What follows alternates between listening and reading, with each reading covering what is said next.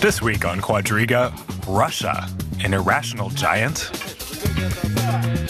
Russia's President Vladimir Putin has established a new reality with troops loyal to Moscow on the ground in Crimea. Russia doesn't recognize the new leaders in Kiev. Moscow claims the West helped overthrow Ukraine's legitimate government and says the lives of Ukraine's ethnic Russians are in danger. But is this really the case? Are Putin's actions justified, or are they an audacious ploy to extend his power? The West has entered into serious diplomatic negotiations and threatened with sanctions. But critics say diplomatic measures alone won't deter Putin. Are Putin's actions rational, or are they driven by injured Russian pride due to the collapse of the Soviet Empire? How far is he prepared to go? Your host this week, Melinda Crane. Hello and welcome to Quadriga. Remember the Kremlinologists of the old Cold War era dedicated to decoding mysterious signals from Moscow? We've got today's version with us here in the studio, three very astute observers of events in Ukraine and in Russia. It's my pleasure to introduce Markus Kaim. He's a political scientist who heads the International Security Division at the German Institute for International and Security Affairs here in Berlin. And Anna Rosa, she's a Russian journalist who covers Germany for the Russian paper Rossiyskaya Gazeta, as well as for several other newspapers. She's also a blogger for Echo Moscow Radio. And Natalia Shapila, she is a political scientist from the Ukraine. She's worked as a project manager at the Center for OSCE Research, and she was one of the initiators of the Euromaidan protest vigil here in Berlin. So I went to the trouble of looking up the word irrational while I was preparing for our show today, and I found such definitions as absurd, illogical, lacking coherence. Does that description fit, Anna Rosa? Would you say that, in fact, is what your country's doing, acting absurdly? I think no, because President Putin is a very acute analyst. He's a very wise man, and his actions are always very profound. And I think that he would like to reach the scope, and this scope is to defend the Russian citizens in the Ukraine and to stabilize their security zone on their island Crimea. So you take him at his word when he says that's his reason, that he got this request from the former president, Mr. Yanukovych, that he needs to come in to restore order and to protect ethnic Russians. You take him at his word that Vladimir Putin really believes that was necessary. Yes, I think so, because at one time, President Yanukovych is now a president, but it is the legitimate president. He was the legitimate president of the Ukraine. And now President Putin don't understand why the Euromaidan and these revolutionaries have broken this order in the Ukraine. It is not legitimate. It's not in the order of the political solving of the problems in the Ukraine. It don't follow the political strategies of Putin to make, for example, the world think that in the Ukraine you can break the political order and otherwise not. Natalia Shapila, Russians are saying that Yanukovych is not, remains the president, that he was not actually deposed by legal means, and that the new government in Kiev has not held to its word, has not held to the agreements that were made when Mr. Yanukovych left power. What do you think? Are some of those arguments right? And do you see Russia as acting irrationally here? Yes, I see Russia as a country and Putin as a president who act absurd, since there is no threat to Russian population in Ukraine. President Yanukovych was really elected by the majority of people in Ukraine, but President Yanukovych left country.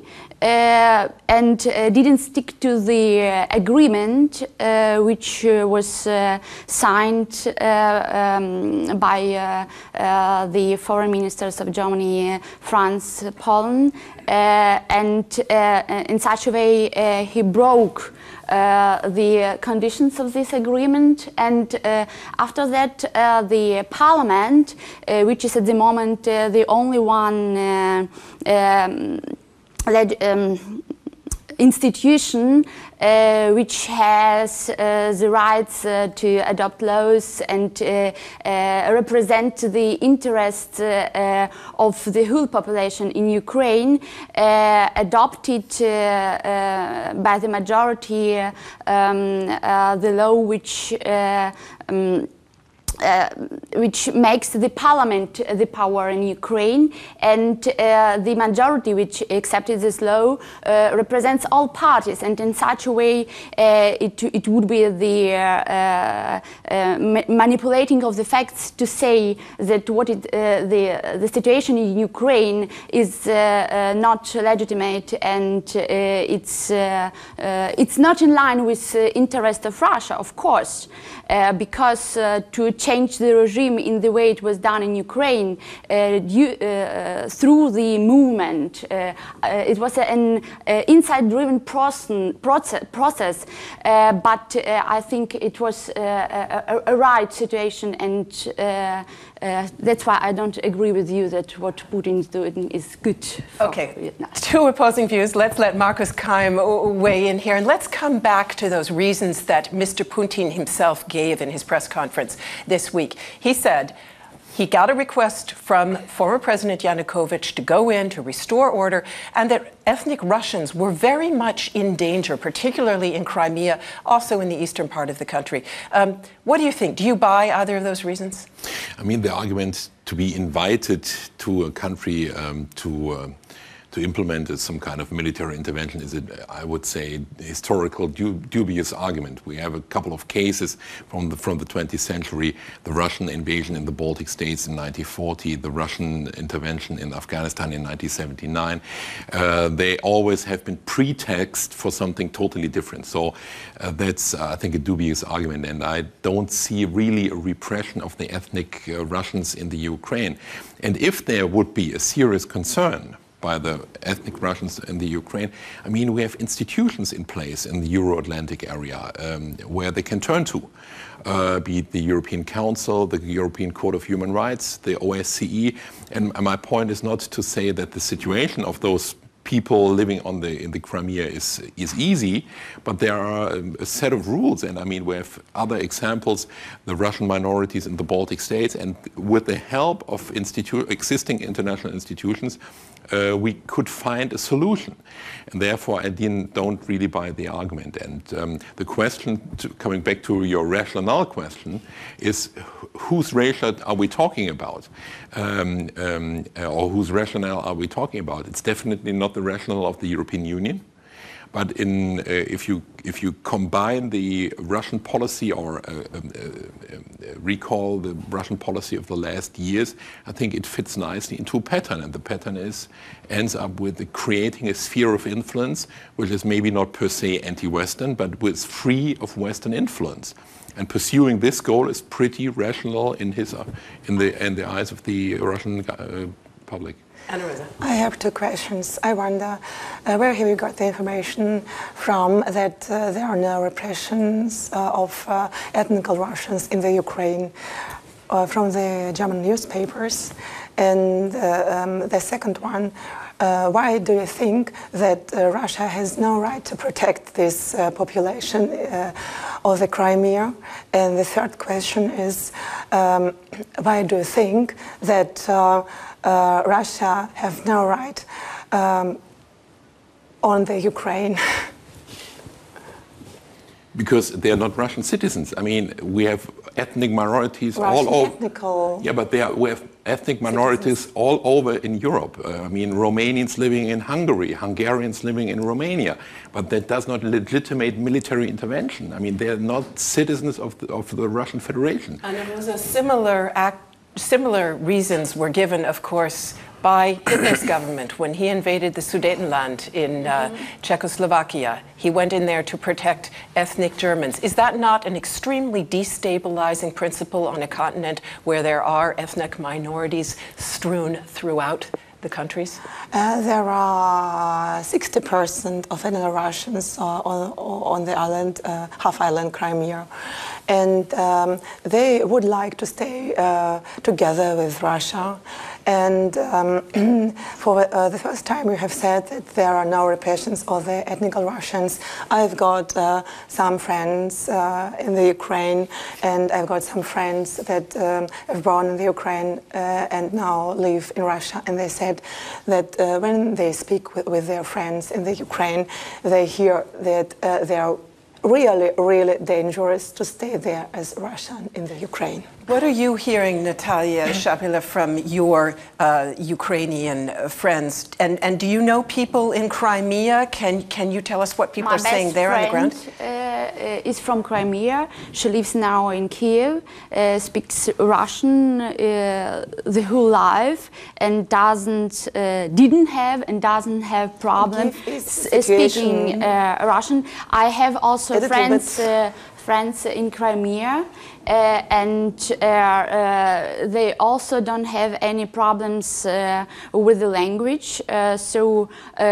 At least my friends don't have such problems. They will be not persecuted for any reasons. And somehow Ukraine exists as an independent state since 23 years. And the question of language was always on the agenda during the elections. And the problem on the Crimean Peninsula was also brought to the agenda only if the situation had to be provoked. So I don't Natalia Shapila, one very provocative action was taken by the new government in Kiev as soon as it took over power. It basically annulled a law that had been in place that made Russian a second official language within Ukraine and in Crimea. Was that not rather irrational under the circumstances? I would say it was irrational to do it by Yanukovych, to introduce this law on the language of the regional language of minorities, which allowed Russian language to become de facto a second state language in the regions where the amount of Russian-speaking people is more than 10%, I think. But at the same time, other languages of minorities were not taken into consideration. So, and then after the new government in Kiev came to power, they tried to just to annullieren.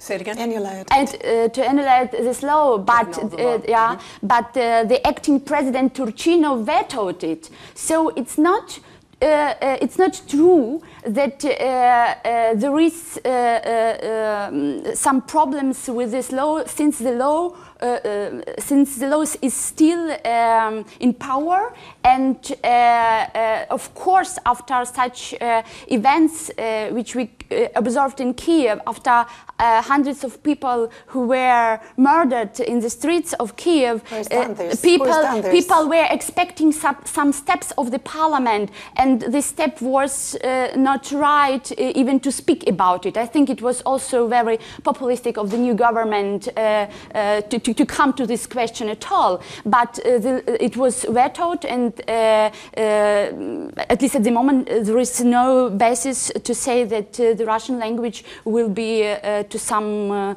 extent repressed. Markus Kaim, we have, and we can see it right here on our program, two extremely different perspectives on events in Kiev, on events in Russia, in Ukraine, and very, very different reporting from the media in Russia compared to the media here in the West. Where is this immense division in perspective coming from? Obviously from a different mindset. I mean, mindset not in genetic terms, but mindset in political terms. Given the political agenda of Vladimir Putin, which I just mentioned, it comes as no surprise that the dominant paradigm of the reporting is at least Western, in Russia, I mean, at least Western skeptic or even anti-Western. And given the dominant narrative of the Western media supporting the more or less the revolutionary government in the Ukraine, it comes as no surprise that the Western media are more following the events in Kiev and on the Western side of the conflict. And probably that's continued to be the case for the next couple of weeks. Anna Rosa, one of the big media events of the week was Vladimir Putin's press conference, at which, at times, he looked quite uncomfortable, and at which he often gave a hint of what we in the West might well call a siege mentality. Where is that coming from? A sense that Russia is encircled, that Russia is embattled. What's that about? I think so. We have got a situation that is really follows the situation that have provoked America for many years. For example, the NATO the invasion in the eastern countries, Ukraine, expansion of the NATO, the eastern countries, and this is this circling of Russia from the Western countries, from the USA.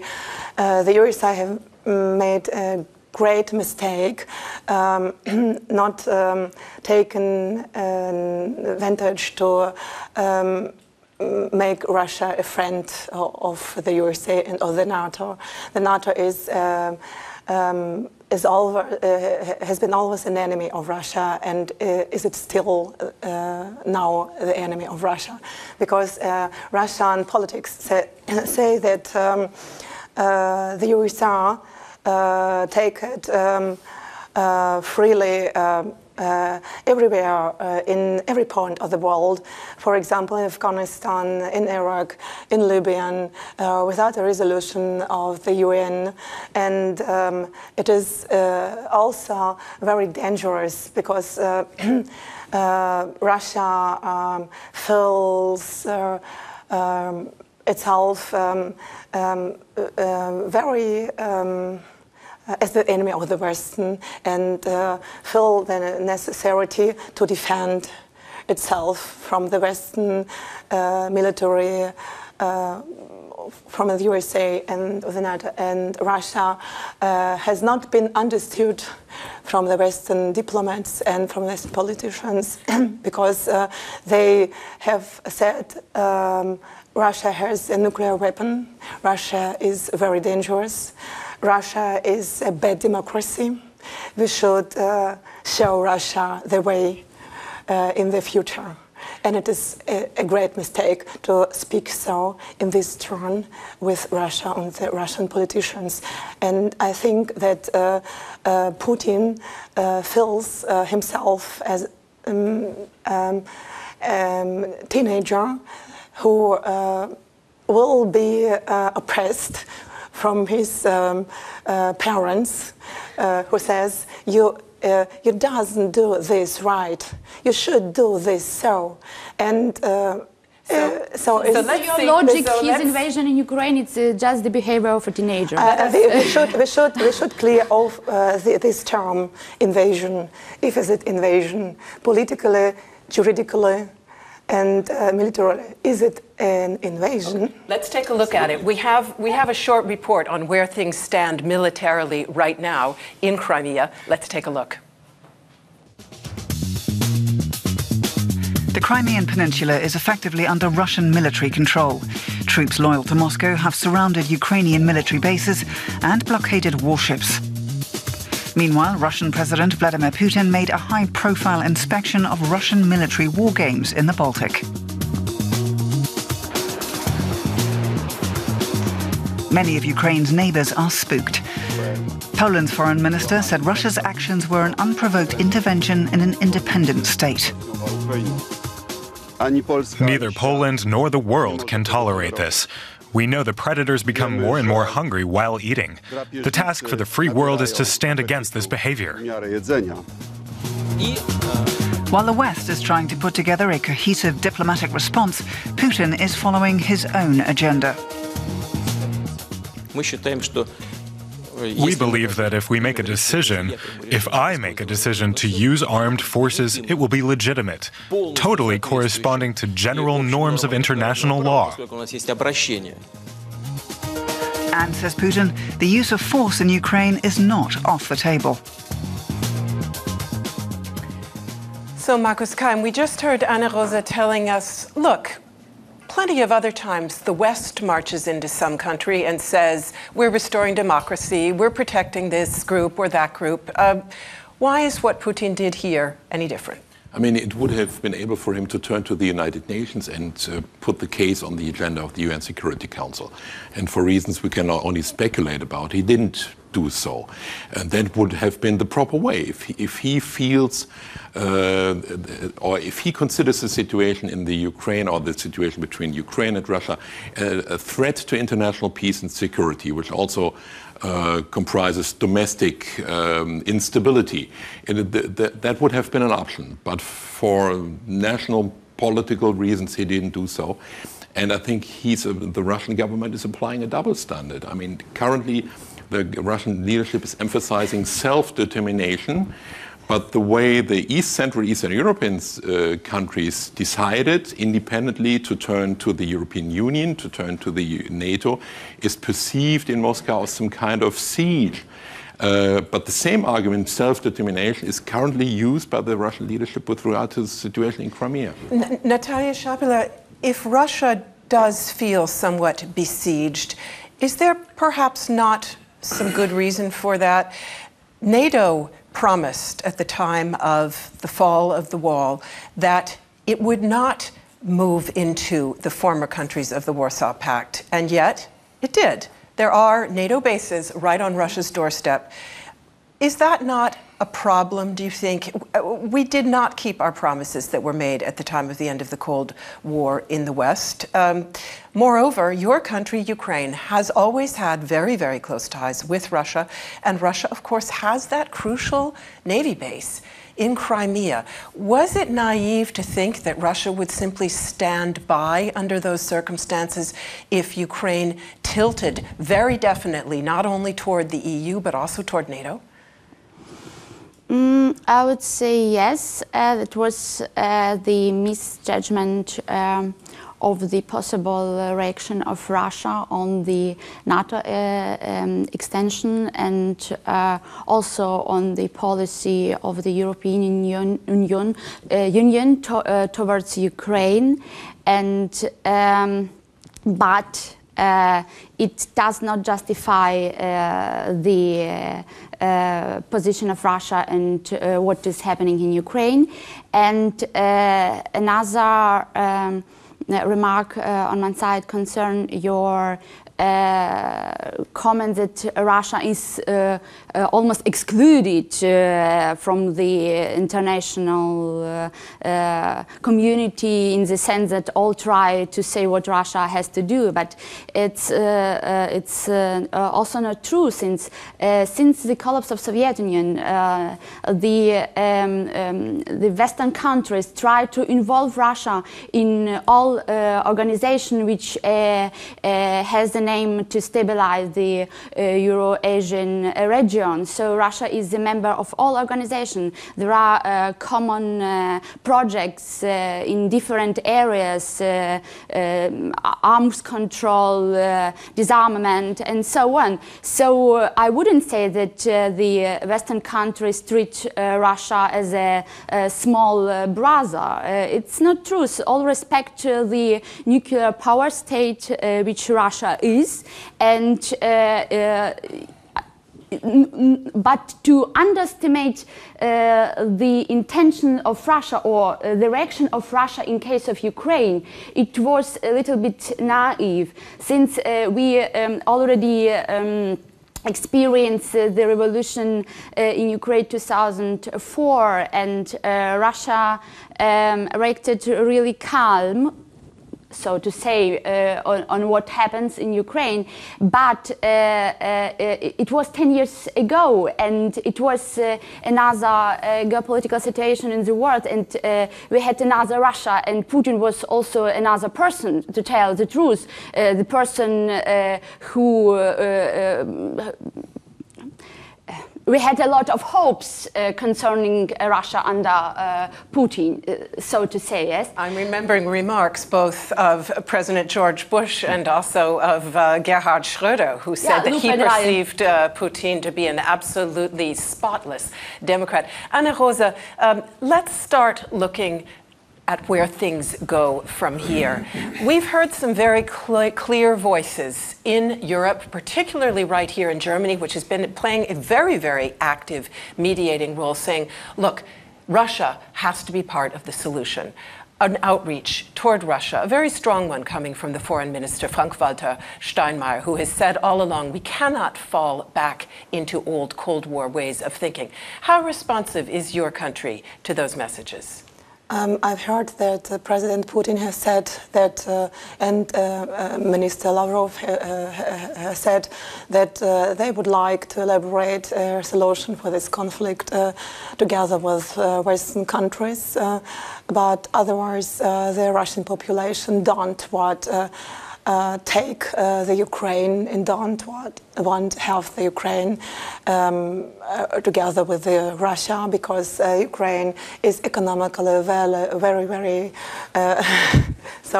weak, and because it costs a lot of money for Russia. It has costed a lot of money for Russia for 20 years. May I ask you something about public opinion on that point and in general? Last week, we also did a program here on Ukraine, and we had 3 guests telling us, look, what Russia's doing is very much about domestic consumption, about appealing to people inside of Russia. Let me ask you this. I realize Russians, on the basis of their history, are very, very sensitive about revolutionary turmoil. It makes them nervous. But frankly, doesn't seeing their country get involved militarily in a neighboring country with all the potential that creates for violence and turmoil, isn't that at least as worrisome for them? I think that now Russian politicians would like have war on the borders of Russia, and I think that is unrealistic to say that there will be war on the Crimea or otherwise, because it weakens the Russia itself, and it is economically very bad for Russia in this economical financial situation, because the economic results now shows that Russia has very bad ratings, now economical ratings, and I think that President Putin understands it and don't like to weaken Russia involving itself in the conflict with the Ukraine. So, Markus Kaim, is it possible that the status quo that we have right now might suit Vladimir Putin and Russia just fine? We get to bail them out with 15 billion, I think the EU is now offering. 11 billion, the US offering a couple billion as well. So we in the West get to bail them out, and the Russians, they have their forces right there in Crimea where they can be a continuing thorn in the side of Kiev and possibly that way ensure continuing Russian influence. Absolutely. Does that sound like quite a rational scenario for the Russians? Maybe not rational, but I think it's highly likely that it will develop exactly the way that the way you indicated it. The referendum on the Crimean Peninsula will take place in March. End of March. And I haven't read the precise question so far, but I would be surprised if it's really about independence, but more about very strong autonomy within the Ukraine. Probably the Russian Federation will not withdraw their military contingent. It will remain. Therefore, in a legal perspective, the Crimean Peninsula will remain part of the Ukraine. However, it will be de facto, maybe not part of Russia, but part of the Russian sphere of influence. And therefore, we'll have another one of the so-called frozen conflicts. And I absolutely agree with you that gives Vladimir Putin the highest amount of political leverage. Natalia Shapela, what's the Ukrainian assessment? Where do people in your country see this heading, and what needs to happen now? First of all, the people in Ukraine are still shocked because of what happened in February. It should be said here in this round. We should not forget that the people were killed by snipers, and we will not go into the discussion on this issue. But I think it's fair to mention hundreds of people who are now dead, and that's why, coming back to your question, all what happens now is regarded through the prism of the recent events. And any further confrontation or a conflict escalation is not what people in Ukraine want. They don't want to have war. Since the memories of the Second World War are, I would not say fresh, but they are very deep in the conscience of every Ukrainian person. And it's the worst scenario to have a war or a military conflict on the territory of Ukraine. And what about the scenario we just discussed? Yeah, the idea of troops present there, no conflict, no open hot conflict, but a cold division. Yeah, it's also the scenario which I see, which can be performed in Ukraine, and there are also other examples in Georgia, in Moldova. We have enough frozen conflicts, and Russian hands, unfortunately, are in all these conflicts. And so I would not exclude that we have another frozen conflict on the territory of Ukraine, which will not allow Ukraine to be a member of NATO, since no country with internal conflicts can become a NATO member. And that is, again, coming to the previous question, it's the aim of Russia to not to allow Ukraine in the short and long perspective to be a NATO member, since it will move the NATO closer to the Russian borders. Being realistic, Ukraine was never going to become a full member of NATO anyway. Anna Rosa, could this not become a lose-lose situation for Mr. Putin? I must say, during his press conference, he wasn't looking exactly relaxed and happy about the whole situation. And the fact is, Russia at the moment has a very weak economy. It badly needs investment and trade from the West. it badly needs to be selling as much gas as it possibly can. That pipeline goes right through Ukraine to Europe. If Ukraine were to sabotage the pipeline or even shut it down in the summer months, that could all redound very much to the disadvantage of Russia. Where do you see things heading, and is this possibly not irrational after all, in the sense that there are no very good options out there for Mr. Putin? Yes, it is not a very good option for Mr. Putin, and he realized this completely. I think he's very real political, but Russia does it as the USA has done this all of the time with little countries, with invasions and with military solutions of the conflicts. And Russia feels itself as in the time of the Cold War, as the USA was the enemy. And it is not about the Ukraine now. It is about this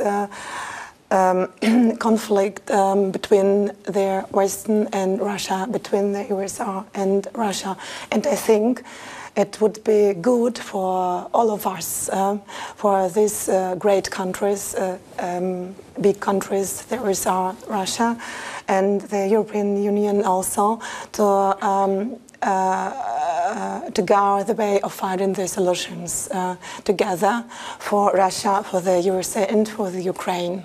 One of the interesting aspects of this crisis has been the different sort of statements coming out of my own country, the US, compared to your country, Markus Kaim, Germany. We're hearing a lot of Cold War-style rhetoric out of the US, not necessarily from President Obama so much, but certainly from former Secretary of State Hillary Clinton, to some degree from the current Secretary of State John Kerry. His State Department just issued a point-by-point rebuttal, for instance, of Vladimir Putin's claims. And on the other hand, German politicians, as I said earlier, making a very big effort to build some kind of a bridge between Russia and the West, including, for example, proposals of the contact group. Are you satisfied? Is that going far enough? And what would you want to see the West do differently? I think, as a German citizen, I'm pretty happy with my government. I mean, not so much in substance, but that it provides something. Provides engagement, provides commitment to contribute to some kind of conflict resolution. And given that, I mean, the presence of Frank-Walter Steinmeier together with his French and Polish colleague, I think was a useful effort. I mean, what has been accomplished has never materialized. However, I think it's good to provide something. But we have to keep in mind that even the German politicians, or the German political class, which has, for a variety of reasons, and particularly open to Russian concerns for years, has become more, let's phrase it, sober about what can be accomplished with Russia. I mean, a couple of years ago, everybody was talking about strategic partnership with Russia, modernization partnership. Nobody using it that anymore.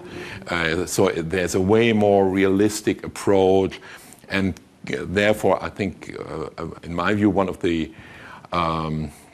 disadvantages or prices the Russian policy has to pay is a huge reputational loss here in Berlin and in a variety of European capitals as well. Natalia Shapila, you agreed that it's quite possible we might see this turn into a frozen conflict. Is that something that people in your country would tolerate? Would we be likely to see things in that case like sabotage, like perhaps some kind of guerrilla actions by other forces? Where do you see your country heading with this, and what kind of support can they realistically ask for and expect?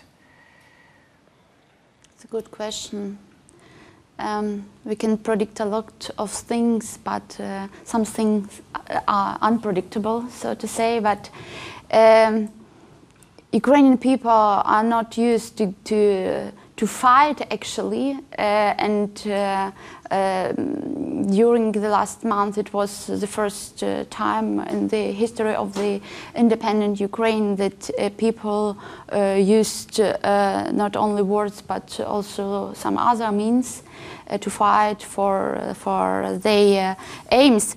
So I would not exclude that there is some conflict potential inside of Ukraine, but combined with the European attempts to stabilize the situation, combined with the economic situation, which is really, really very weak, and the fact that we are fully dependent on the foreign aid at the moment, I think it's an argument for Ukrainian people maybe to tolerate the solution which will be suggested by the mediators, European, American mediators. So I think now it's really a diplomatic case, and people of Ukraine will accept the thing which will be suggested to them if Ukraine will still stay a sovereign country with Crimea as a part of it. Crimea is a part of it. Anna Rosa, two questions here.